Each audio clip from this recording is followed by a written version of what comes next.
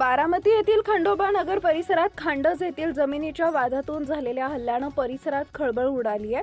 मिळालेल्या माहितीनुसार जमिनीच्या वादातून हा प्रकार घडला।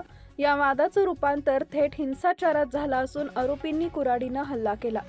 या हल्ल्यात महेंद्र गायकवाड यांच्यावर जीवघेणा वार करण्यात आलाय। अचानक झालेल्या या हल्ल्यामुळे परिसरात भीतीचं वातावरण निर्माण झाले। जखमी महेंद्र गायकवाड यांना उपचारासाठी तातडीनं बारामतीतील वैद्यकीय महाविद्यालयात तातडीनं दाखल केलं आहे।